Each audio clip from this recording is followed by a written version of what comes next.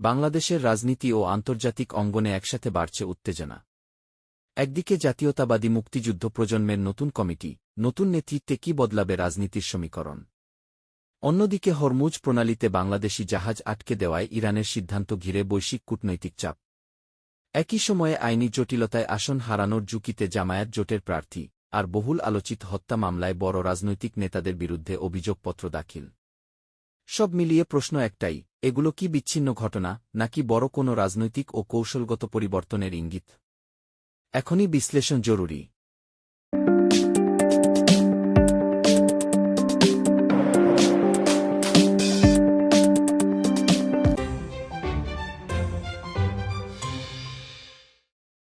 জাতীয়তাবাদী রাজনীতিতে নতুন বার্তা, মুক্তিযুদ্ধের প্রজন্মভিত্তিক সংগঠনের নতুন কমিটি গঠন। আর এই কমিটির নেতৃত্বে উঠে এসেছে একঝাঁক তরুণ মুখ। প্রশ্ন উঠছে, এটি কি কেবল সাংগঠনিক রদবদল, নাকি ভবিষ্যৎ নেতৃত্ব তৈরির বড় কৌশল? নাটকীয় মোড়টা এখানেই, বাংলাদেশের রাজনীতিতে দীর্ঘদিন ধরে কি অভিজ্ঞ বনাম তরুণ বিতর্ক চলমান। নতুন কমিটি সেই সমীকরণে পরিবর্তনের ইঙ্গিত দিচ্ছে। কারণ তরুণ নেতৃত্ব মানে শুধু বয়স নয়, নতুন চিন্তা, ডিজিটাল যুগের রাজনীতি এবং ভিন্ন ধরনের সংগঠন কৌশল। এই উদ্যোগের পেছনে একটি স্পষ্ট লক্ষ্য দেখা যায়, মুক্তিযুদ্ধের চেতনার সঙ্গে নতুন প্রজন্মকে যুক্ত করা। অর্থাৎ ইতিহাসকে কেন্দ্র করে ভবিষ্যৎ রাজনীতির ভিত্তি গড়ে তোলা। তবে চ্যালেঞ্জও কম নয়। তরুণদের রাজনৈতিক অভিজ্ঞতা সীমিত, আর বাস্তব রাজনীতিতে সিদ্ধান্ত নেওয়ার ক্ষেত্রে অভিজ্ঞ নেতৃত্বের প্রয়োজনীয়তা থেকেই যায়। আরেকটি গুরুত্বপূর্ণ দিক হল, এটি কি মূলধারা রাজনীতিতে প্রভাব ফেলবে? যদি এই সংগঠন তৃণমূল পর্যায়ে সক্রিয় ভূমিকা রাখতে পারে, তাহলে বড় দলগুলোর ভেতরে নেতৃত্বের পরিবর্তনের চাপ তৈরি হতে পারে। সমালোচকদের মতে শুধু কমিটি গঠন করলেই হবে না, কার্যকর কর্মসূচি, আদর্শিক স্পষ্টতা এবং সাংগঠনিক শক্তি প্রমাণ করতে হবে। নইলে এটি কাগুজে পরিবর্তন হিসেবেই থেকে যাবে। সবশেষে প্রশ্ন, এই তরুণ নেতৃত্ব কি সত্যিই রাজনীতিতে নতুন ধারা আনতে পারবে, নাকি পুরনো কাঠামোর মধ্যেই সীমাবদ্ধ থাকবে? উত্তর নির্ভর করছে তাদের কার্যক্রম, গ্রহণযোগ্যতা এবং বাস্তব প্রয়োগের উপর।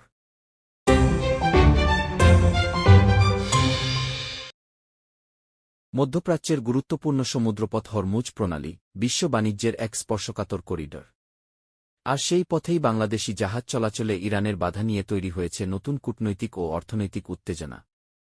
প্রশ্ন উঠছে, এটি কি সাময়িক নিরাপত্তাজনিত পদক্ষেপ, নাকি বৃহত্তর ভূরাজনৈতিক বার্তার অংশ? নাটকীয় মোড়টা এখানেই, হরমুজ প্রণালী দিয়ে বিশ্বের প্রায় 1/3 জ্বালানি পরিবহন হয়। ফলে এই পথে যে কোনো বাধা সরাসরি প্রভাব ফেলে বৈশ্বিক বাজারে। বাংলাদেশের মতো আমদানি-নির্ভর অর্থনীতির জন্য এটি আরও গুরুত্বপূর্ণ, বিশেষ করে জ্বালানি ও পণ্য পরিবহনের ক্ষেত্রে। প্রাথমিকভাবে বিশ্লেষকরা বলছেন, ইরানের এই পদক্ষেপ আঞ্চলিক উত্তেজনা, নিরাপত্তা উদ্বেগ বা আন্তর্জাতিক চাপের প্রতিফলন হতে পারে।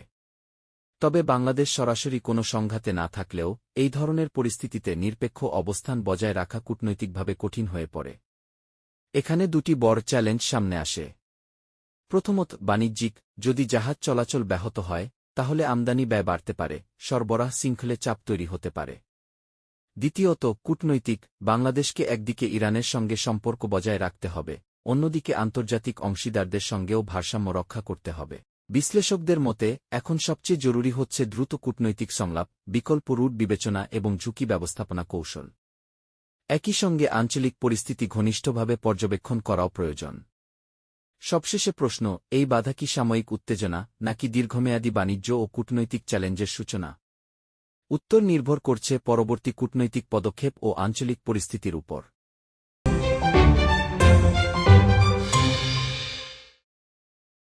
নির্বাচনের মাঠে সবচেয়ে বড় লড়াই শুধু ভোটে নয়, আইনের আদালতেও। আর ঠিক সেখানেই নতুন করে আলোচনায় জামায়াত সমর্থিত জোটের এক প্রার্থী। আইনি জটিলতায় তার আসন এখন ঝুঁকির মুখে। প্রশ্ন উঠছে, শেষ পর্যন্ত কি ভোটের ফল বদলে যেতে পারে? নাটকীয় মোড়টা এখানেই, অভিযোগের ধরন ও মামলার অগ্রগতি যদি নির্বাচনী বিধি বা যোগ্যতার সঙ্গে সরাসরি সাংঘর্ষিক হয়, তাহলে আদালতের সিদ্ধান্তই হয়ে উঠতে পারে গেম চেঞ্জার। বিশেষ করে প্রার্থিতা বৈধতা, হলফনামার তথ্য বা চলমান মামলার আইনি অবস্থান, এসব বিষয় এখন কেন্দ্রবিন্দুতে। এই পরিস্থিতিতে দুটি বড় সম্ভাবনা সামনে আসে। প্রথমত, আদালত যদি প্রার্থীর বিরুদ্ধে রায় দেয়, তাহলে আসন শূন্য হতে পারে বা ফলাফল বাতিল হয়ে পুনর্নির্বাচনের প্রয়োজন দেখা দিতে পারে।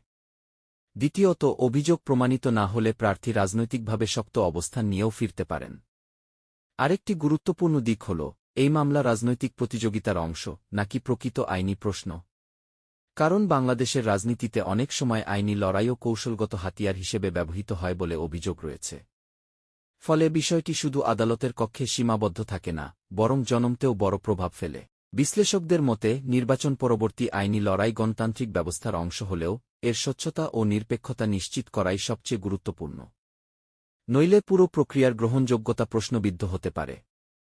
সবশেষে প্রশ্ন, এই আইনি জটিলতা কি একজন প্রার্থীর রাজনৈতিক ভবিষ্যৎ নির্ধারণ করবে, নাকি এটি বৃহত্তর নির্বাচনী রাজনীতিতে নতুন দৃষ্টান্ত স্থাপন করবে?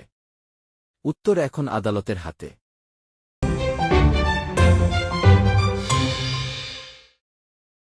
একটি হত্যা মামলা, কিন্তু এর প্রভাব ছড়িয়ে পড়ছে রাজনীতি, ক্যাম্পাস ও আইনশৃঙ্খলা সবখানে। ছাত্রদল নেতা ওয়াসিম হত্যা মামলায় ২২ জনের বিরুদ্ধে আনুষ্ঠানিক অভিযোগ দাখিল হয়েছে।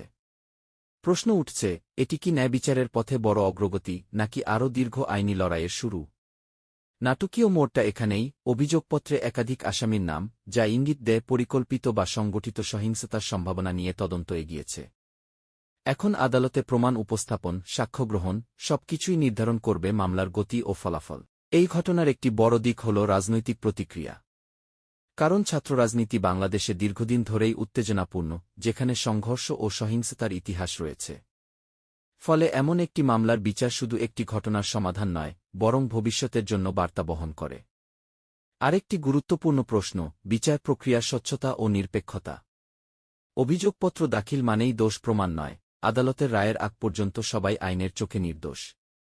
তাই প্রমাণভিত্তিক বিচার নিশ্চিত করাই এখানে মূল চ্যালেঞ্জ। বিশ্লেষকদের মতে এই মামলার সুষ্ঠু ও দ্রুত নিষ্পত্তি হলে তা আইনশৃঙ্খলা ব্যবস্থার প্রতি জনাস্থা বাড়াতে পারে। অন্যদিকে বিলম্ব বা বিতর্ক হলে উল্টো প্রভাব পড়তে পারে। সবশেষে প্রশ্ন, এই মামলা কি একটি নজিরবিহীন দৃষ্টান্ত তৈরি করবে, নাকি আগের মতোই দীর্ঘসূত্রতায় হারিয়ে যাবে? উত্তর নির্ভর করছে বিচারিক প্রক্রিয়ার গতি ও স্বচ্ছতার উপর।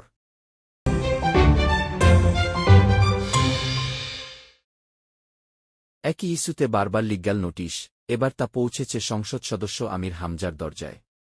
পুনরায় নোটিশ পাঠানোয় প্রশ্ন জোরালো, এটি কি কেবল আইনি প্রক্রিয়ার স্বাভাবিক ধাপ, নাকি বাড়তে থাকা চাপের ইঙ্গিত? নাটকীয় মোড়টা এখানেই। লিগ্যাল নোটিশ সাধারণত ভবিষ্যৎ মামলা বা আইনি পদক্ষেপের পূর্বসংকেত। অর্থাৎ প্রেরক পক্ষ শেষবারের মতো অবস্থান স্পষ্ট করে জবাব চাইছে।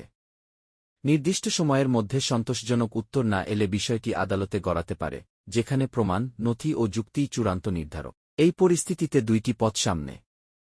প্রথমত, আলোচনার মাধ্যমে সমাধান, যেখানে ব্যাখ্যা বা সংশোধনের মাধ্যমে বিরোধ মিটতে পারে। দ্বিতীয়ত, বিচারিক লড়াই, যা সময়সাপেক্ষ এবং জনমতের নজর কাড়ে। একজন নির্বাচিত প্রতিনিধির ক্ষেত্রে বিষয়টি আরও স্পর্শকাতর, কারণ আইনি বিতর্ক সরাসরি তার রাজনৈতিক ভাবমূর্তি ও দায়িত্ব পালনে প্রভাব ফেলতে পারে।